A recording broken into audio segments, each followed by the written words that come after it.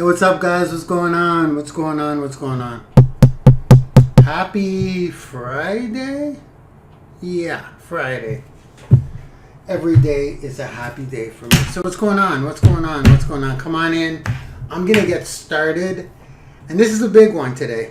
And we're successfully on all platforms. Things are going well. I'm creating my own luck. Okay, about creating my own luck.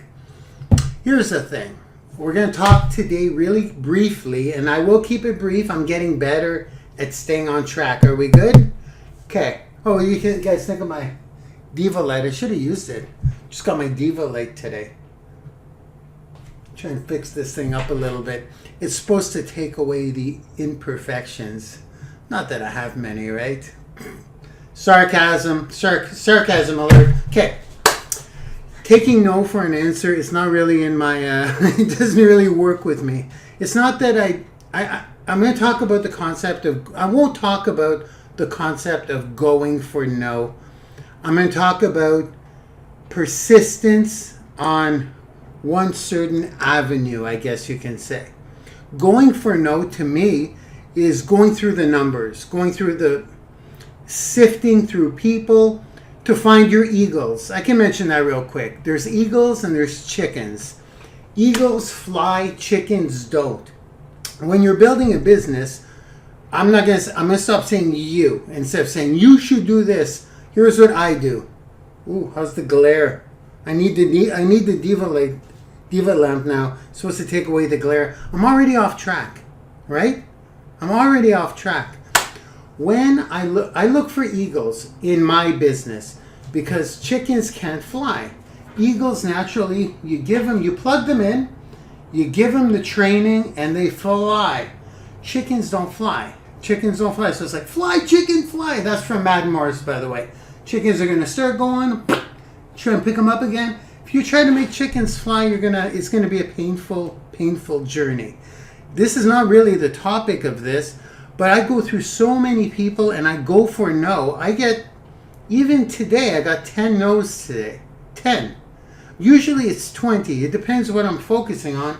But if I'm in like recruiting mode, and when I say recruiting, I mean recruiting as in looking for business partners to work by my side.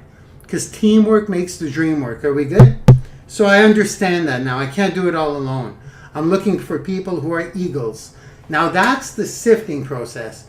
What I mean about persistence in one avenue is if there's something you really want, a specific thing, you can't really take no for an answer on that same avenue. You understand? So go for no is like different avenues. You're sifting through different people. When there's something specific you want, you got to go for it. And you have to be really... don't take no for an answer. I mean, some people are going to quit earlier than others, and there is a moment in the process where it really is a no. So you have to understand that too, because then you could start making yourself look desperate or bad. There's takeaway techniques and strategies, but we won't go quite into that. I'm just going to share a story.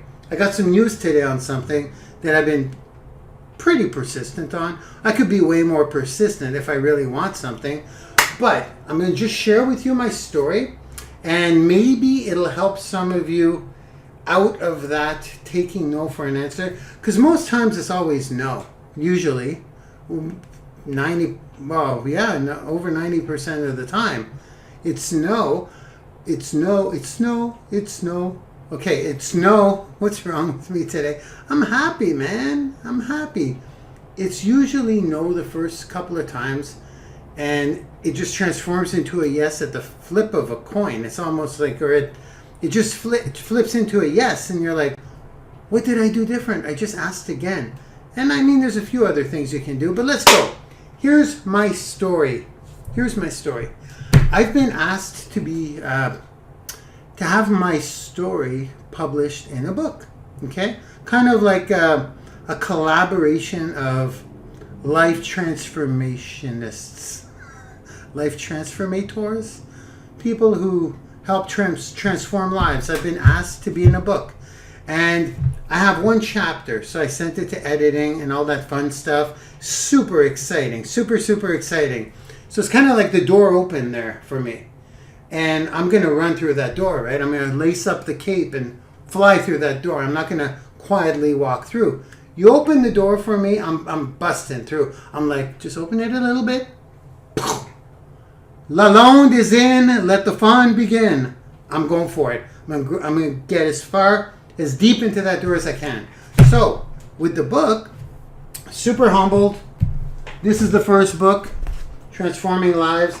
I'll be in part of the second book, Nikki Clark.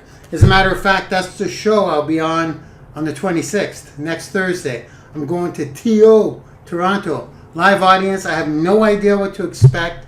So, let's see what I do. I'll try not to be too outrageous, okay, or too controversial. Who am I kidding? Of course I'm going to be outrageous and controversial. Are we good? So here's what happened. I got it edited. I sent it. I'm sending it back today. My chapter in the book. But throughout the process, as I was going through the first book, I learned something about books because I'm a huge Tai Lopez fan. Oh shit! I just spilled my Rockstar. Hold on, guys. This is what, and we're on all platforms too. Sorry about the S word, guys. It's okay. It didn't spill on anything. But this proves that this is live TV, right? Anything can happen. There's no damage. My laptop wasn't there. That's a lesson I learned, by the way. That's a lesson I learned. My laptop used to be right there. And I ruined a laptop before. Do you guys remember that? With a cup of tea. I had to get a whole new laptop. So I learned from that mistake. I no longer have my laptop there because I get all animated sometimes. I get overly excited, like an excited little puppy dog. And nothing happened. Nothing. It's all good. But if my laptop was there, if I didn't learn from my mistake, it would have been laptop purchase time again. That's funny. That just happened right now. Damn you, Rockstar. Look, I'm sipping out of the wrong end. Compose yourself, Mark. It's because this part of the story pumps me up. How persistence pays off. Leave it to Lalonde to have an unscripted, unpolished Facebook, Instagram, and Twitter live. You're all seeing it. You're all seeing it now. I love this live stuff. So, second book, okay? I've got my own chapter. It'll be out by Christmas, by the way, guys. If you want a copy, drop it in the comments. I'll autograph a copy for you. Ooh, lucky you, right?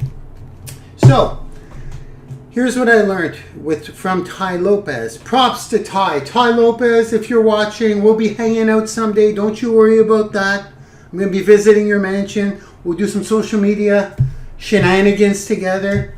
I know he's not watching this, but I'm just putting it out there. You heard that, universe. You heard that, right? We're good? Okay. This is crazy. So, people often, the percentages are kind of remarkable. How many people start a book but don't finish the book? I know this because I'm guilty too. If I don't get captured in the first little bit, I usually put it down for later. I'll finish it later. But Tai Lopez taught me how to go through a book in a day by not reading the whole book. Super powerful. I'm going to share that because you can get the whole book won't really matter to you, okay? It's going to be pieces of the book that are going to apply to you. But the problem is you have to go through the whole book to find those nuggets or those pieces. Tai Lopez has a technique to find what's relevant to you. It's super powerful. I can go through a book in a day now. I'm very grateful. Thank you, Mr. Lopez. Forever grateful. But here's the statistic on how many people do that. It's like 99% of people read from beginning to end. That's how a book should be read. That's just how it's not how it should be read, it's the perception. That's how, because I'm not talking novels or fiction here. I'm talking educational, motivational, inspirational, life-changing books, transformational books, self-development books, that kind of stuff. Beginning to end, even though maybe only 20% of the book content will apply to you. So because of that fact, because I know this, thank God for self-development, I know that people start at the beginning of a book and go till the end, I need to be in the beginning of the book. Okay? If you look at the structure of the book, it's authors, okay? Well, I'll show you. I'll show you one. This is the first one. Chapter 18, Road to Recovery. That's an author with a little bio at the end. Super cool. I'm super humbled. So you see? Author bio, that kind of stuff. So, I mean, I'm a newbie here. I'm going to be chapter 18 out of 20, which is super awesome. But like I said, you open that door for me, I'm going through, right? I'm going through. So, you're never going to know until you ask. And asking some of these questions are definitely, like, can I be the first chapter? That's bold. That's bold. Who do you think you are, right? I'm not going to ask that. Are you crazy? How can I possibly ask that? I have no entitlement. Why should I be number one? Sometimes you gotta roll those dice, guys. Or roll those die. Is it roll those die? Roll the dice, roll the die. Things that make you go, So sometimes you gotta roll the dice. So, I just asked. I asked Mrs. Nikki Clark, if you're watching, love you, Nikki. Can't wait to meet you in exactly 1 week, less a day. Get ready. Crazy Canadian coming through. So, Nikki said it's not up to her. It's up to... In other words, she wasn't a decision maker for that, okay? She just wasn't a decision maker. Decision makers, you got to connect with those people. Why? Because they make the decisions. So, it was a no. It was just a no. And it was not a hard-nosed no. It's not in my power type thing.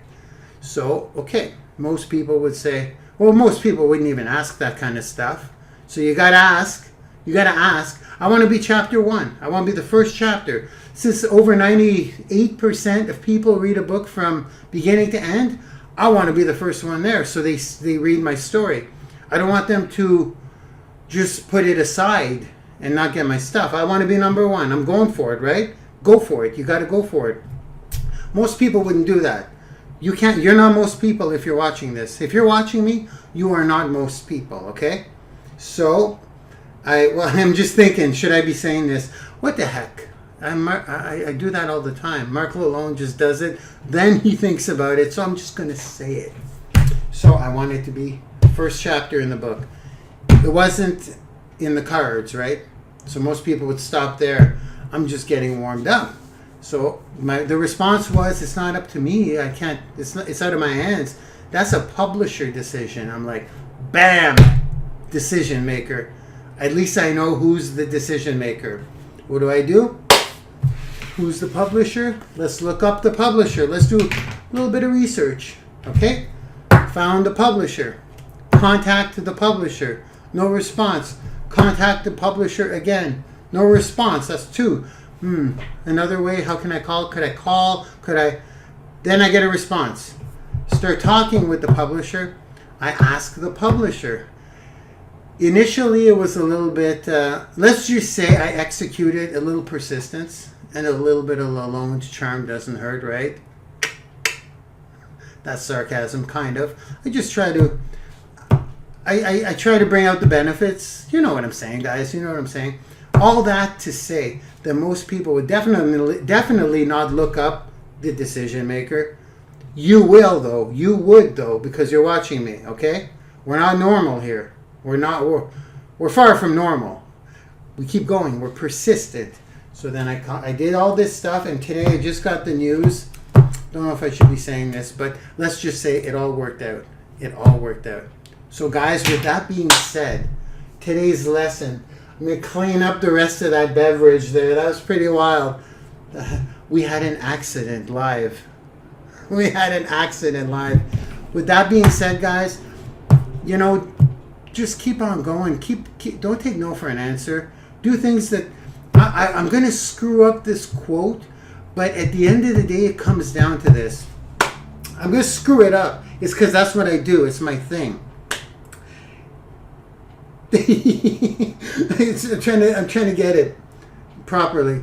You must be willing to do things. Someone please correct me in the comments because I know I'm going to screw it up. You must be willing to do things that other people are not willing to do if you want to have the things that other people cannot have.